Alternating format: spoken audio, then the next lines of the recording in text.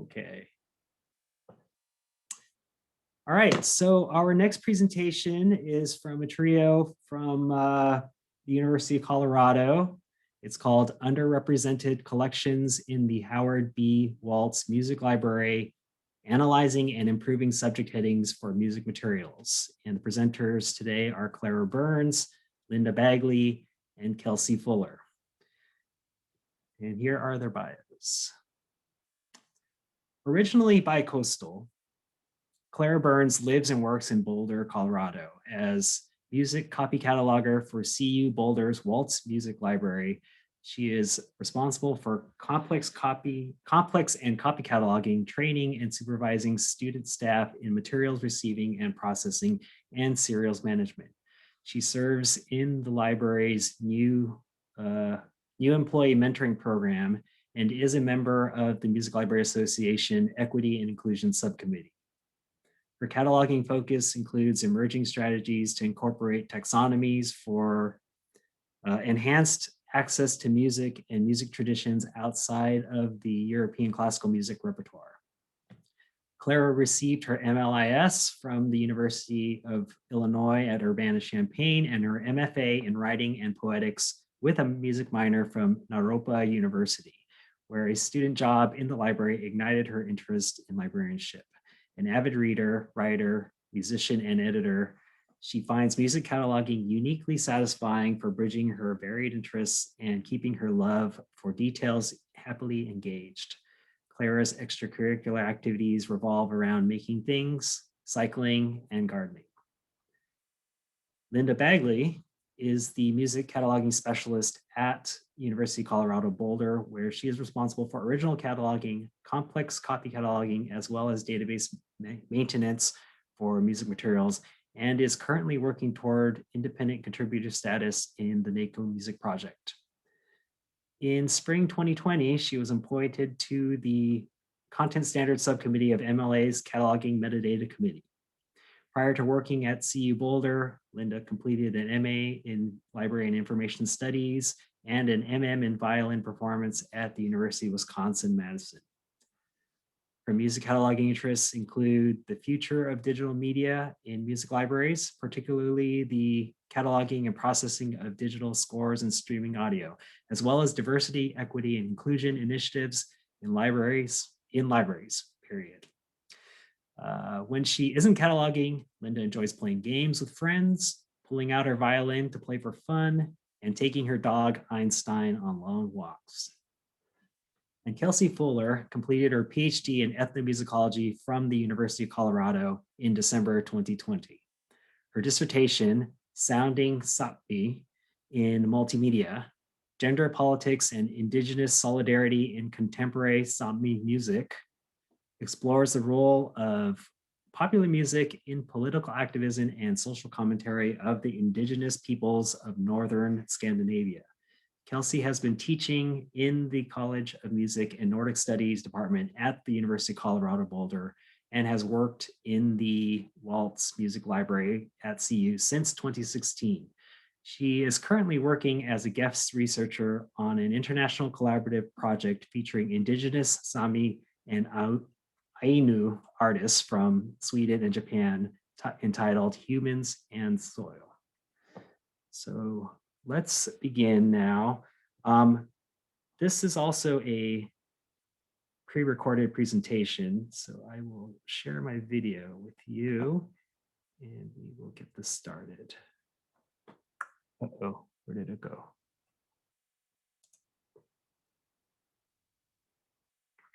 There it is.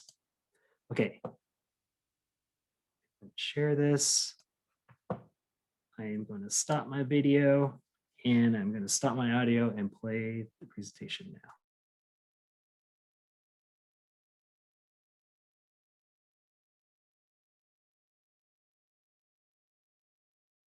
Good afternoon, hello, and thank you for joining us in this virtual conversation.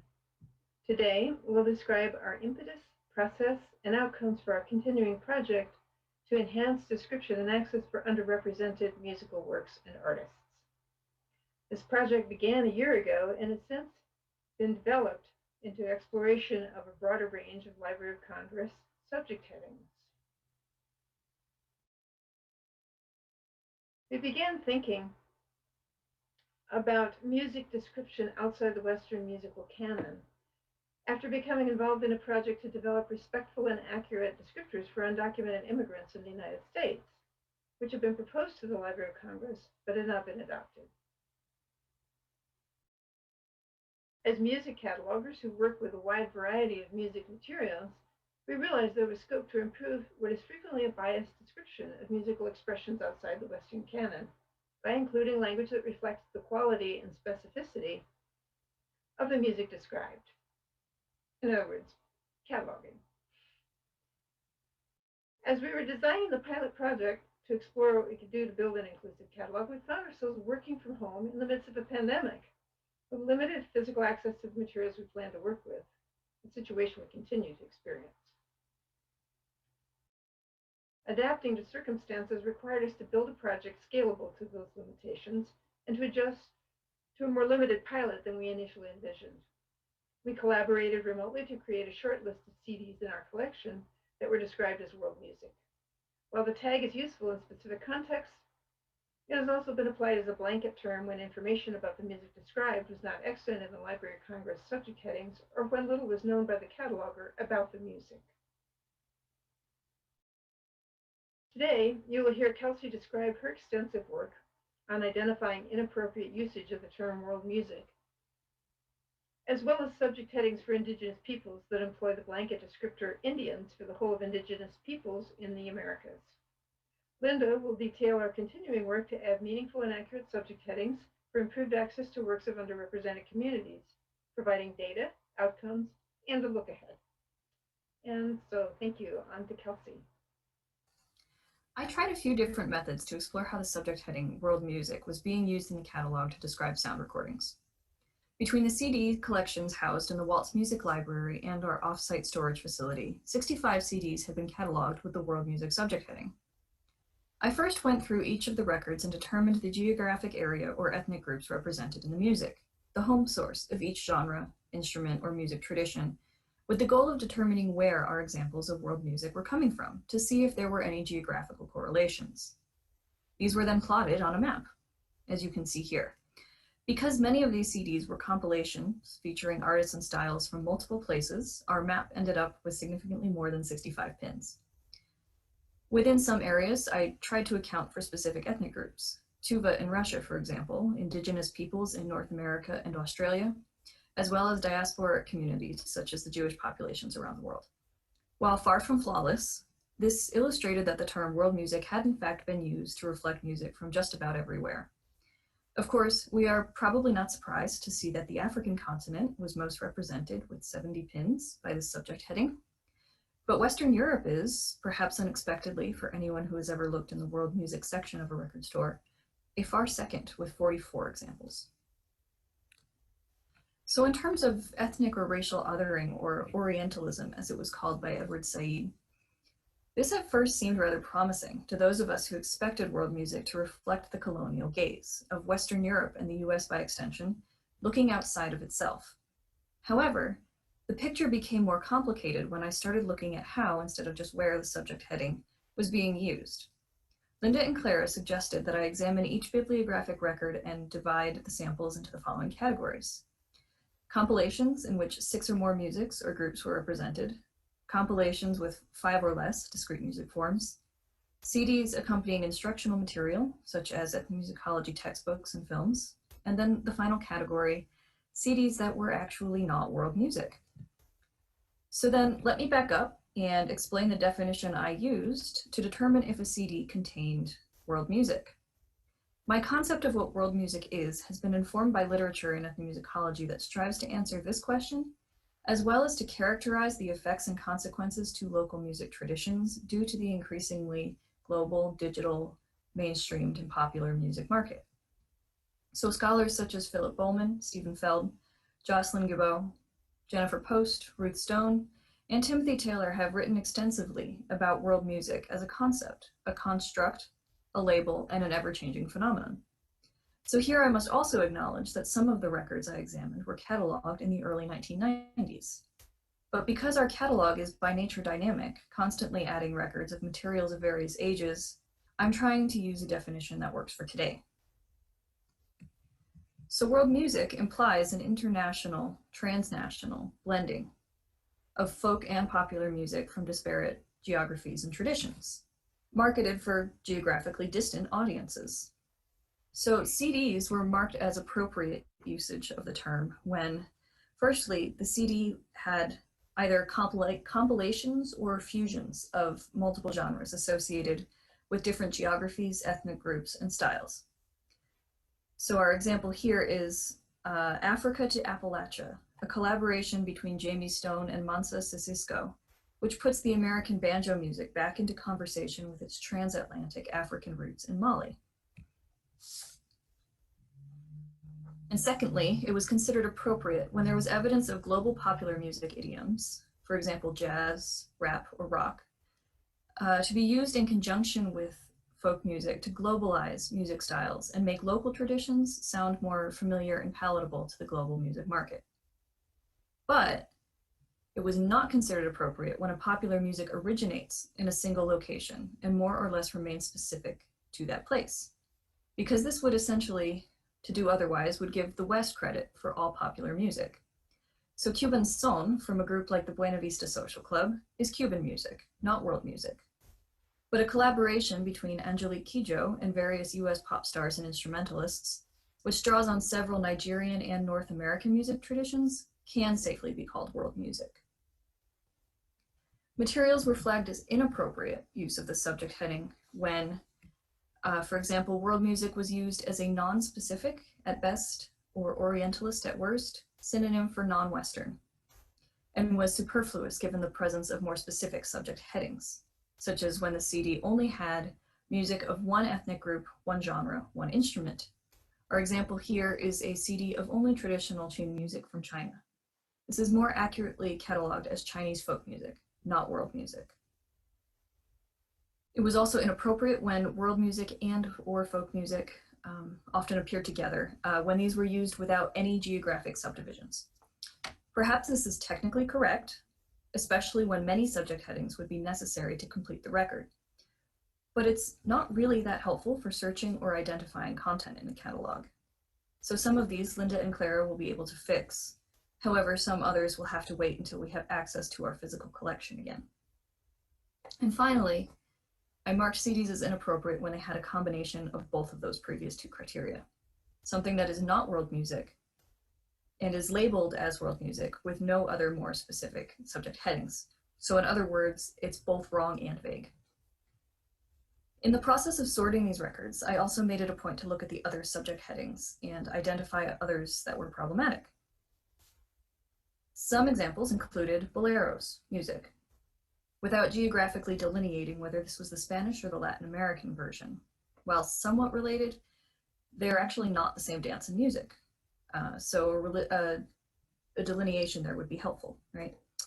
Religious music of South Africa was called popular instead of religious, and some simply specified Africa as a location.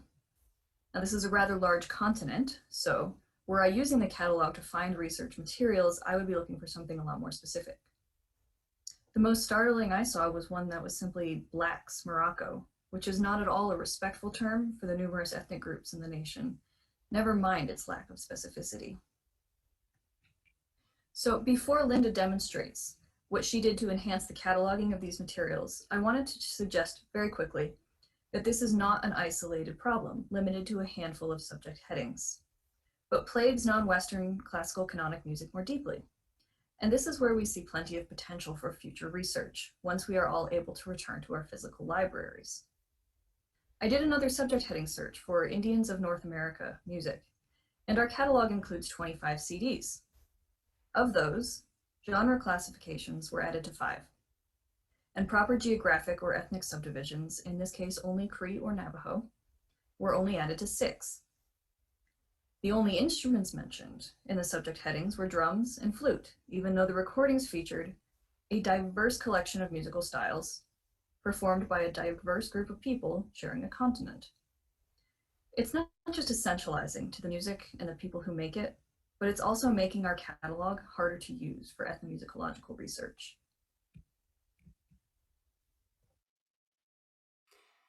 As you can tell, Kelsey did a hefty amount of the legwork on this pilot project for us, and we are very thankful for all the time and effort she has put into this work to improve our catalog records, especially considering this has all been done via remote work since last spring.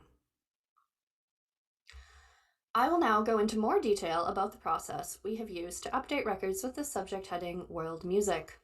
I'll also quickly cover some of our initial findings with the second phase of this project and the subject heading Indians of North America Music. I will give a breakdown of record statistics to help give a fuller picture of what these records looked like, both in our local catalog and in OCLC. Here on this slide, you can see I have an outline of the steps in our workflow, and Kelsey already covered most of this. I just wanted to provide a visual overview here before continuing onwards.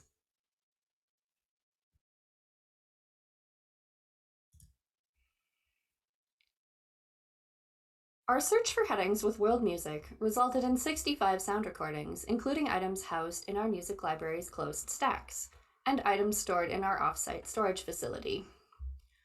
We had Kelsey sort the world music CDs into 4 categories, which you can see in the pie chart on the left. This resulted in 3 CDs that were instructional materials intended for use in a world music class, 20 CDs with 5 or fewer musical traditions represented on them, 22 with more than 6 traditions represented, and 20 records where, based on the definition of world music that we were using, the term appeared to have been applied inappropriately.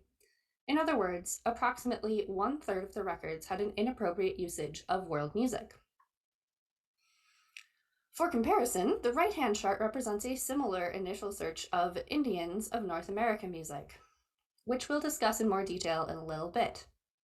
For now, I just wanted to say that the initial search found 78 sound recording records, but I narrowed these results down to 24 records that had only the broad heading Indians of North America music and nothing more specific in terms of Native American musical traditions or geographic areas being represented in the subject headings.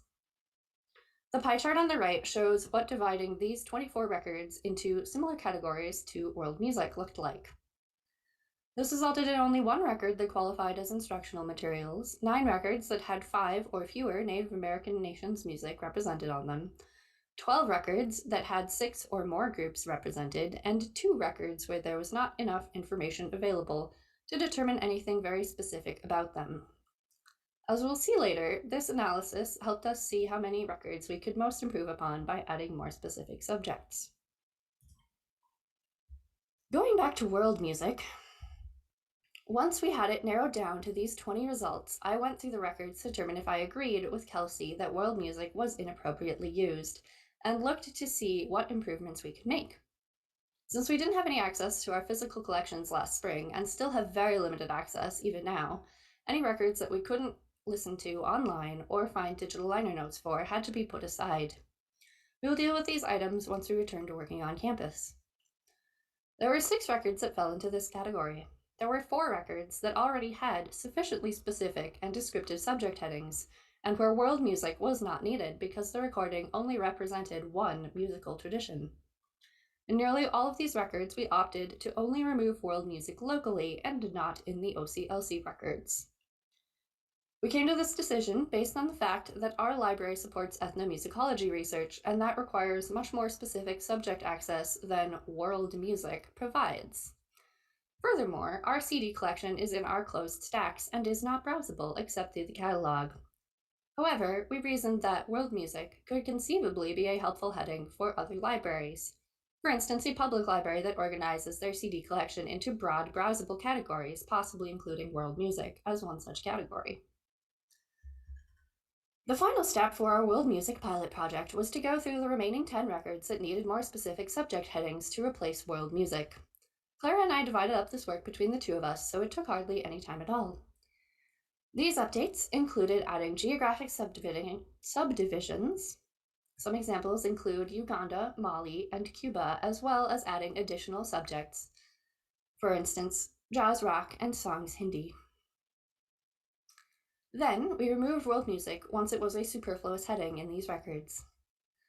In OCLC, I found that by and large, the records had already been updated by other catalogers. When I did update an OCLC record, it was to add geographic subdivisions or additional specific subject headings.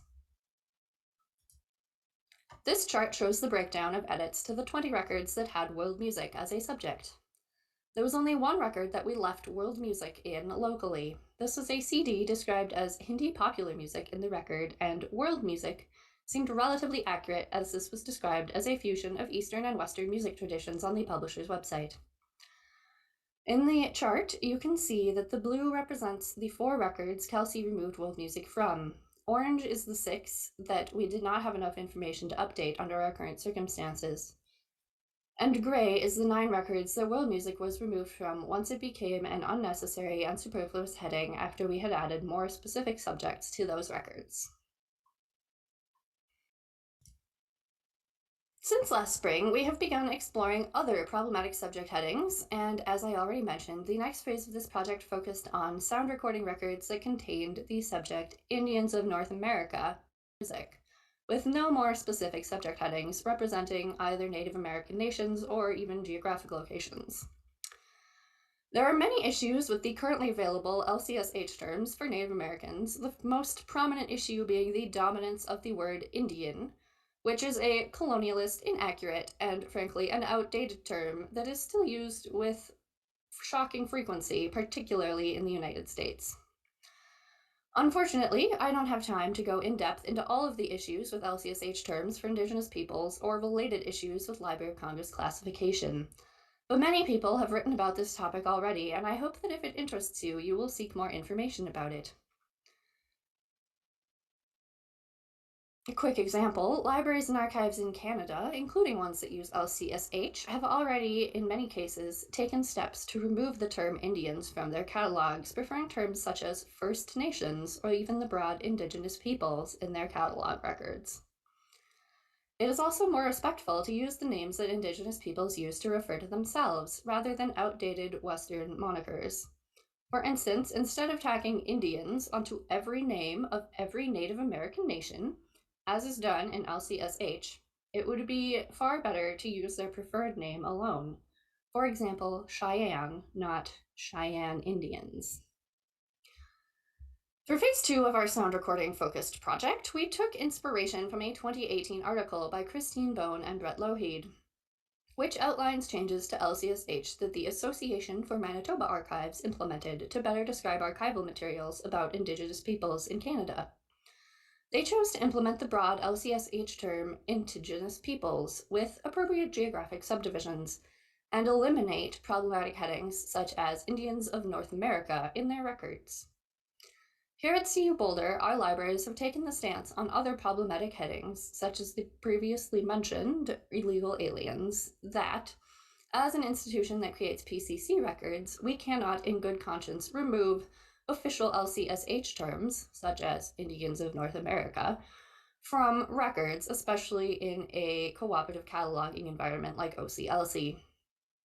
But until such time as these subject headings are updated in LCSH, what we can do is add in less offensive terms to our local records, creating and using local vocabulary if necessary.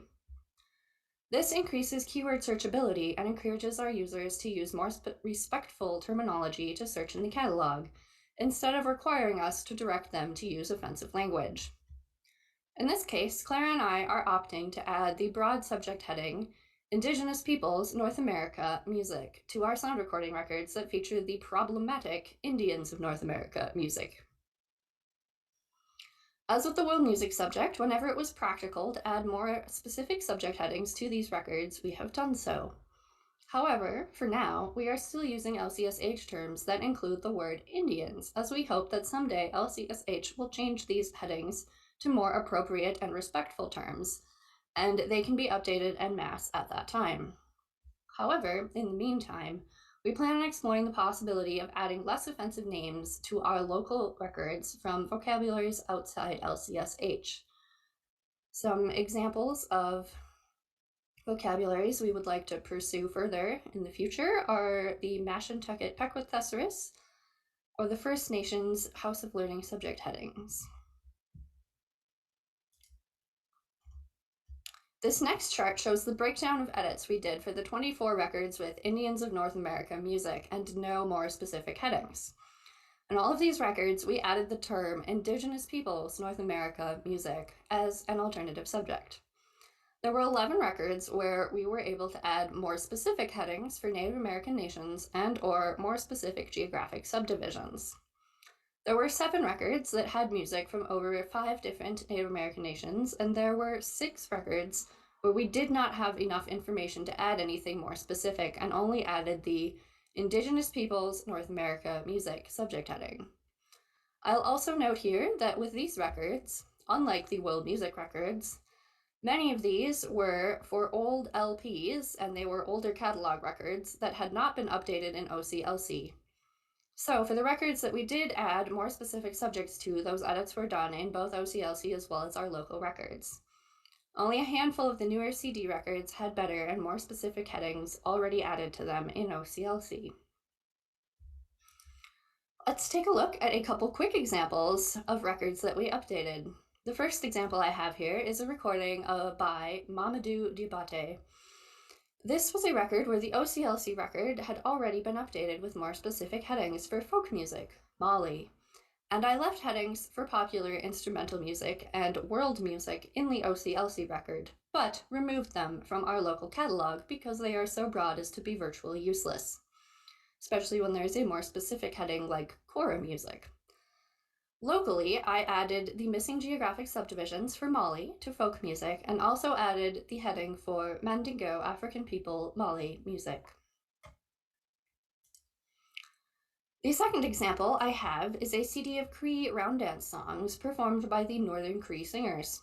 Our local record only had Indians of North America music and powwow songs for subject headings. However, this was one of the few CD records where the OCLC record had been updated by someone already and had more specific headings, which was great to see. These included songs, Cree Indians music, and dance music. So we added all of these terms to our local record, as well as added Indigenous Peoples Canada music and Canada as a geographic subdivision to both dance music and powwow songs. To finish up here, I will briefly outline our plans for expanding this project. Our next steps will likely include expanding searches from just sound recordings to including scores. We expect that world music will hardly be an issue with scores, and that Indians of North America music will be an issue, but likely with a smaller number of records to address than with the sound recordings. We plan to further pursue the possibility of using terms from other vocabularies, such as the previously mentioned Mashantucket Pequot Thesaurus and the First Nations House of Learning subject headings, to help expand on subject headings that are insufficient in LCSH, including adding names of Native American nations that are more appropriate and respectful than all of the terms that include the word Indians. And finally, we intend to expand the project to look at the usage of other broad subject headings in our local records. Some ideas of broad headings to investigate include folk music and popular music.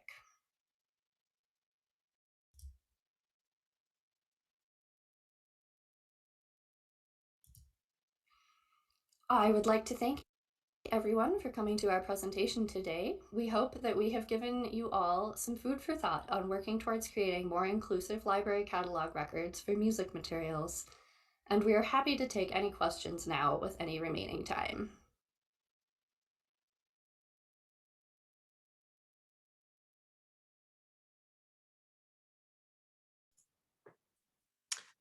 So thank you, Clara and Kelsey and Linda. That was a really interesting presentation. Unfortunately, we don't have time. It seems to have worked out that our presentations today have taken up the full amount of time. I see that the chat has been active, so I hope some of the questions may have been answered while the video was playing. If you have any other questions, you may contact the speakers either through email or find them and gather. And at this point, we have a half-hour, what I called a meet and greet session. The we tried to think of a way to recreate our MOUG coffee breaks in our breaks where, folks stand around. And we're using a platform called Gather. You should have received a link to this in your registration email. So we're going to take a break from the Zoom for a half hour, and we can meet and gather. Otherwise, I will see you all back here at 1.5 hours. So 12:15 my time, which is 3:15 on the East Coast. So thank you, and I'm going to stop the recording now. I should have done that a while ago.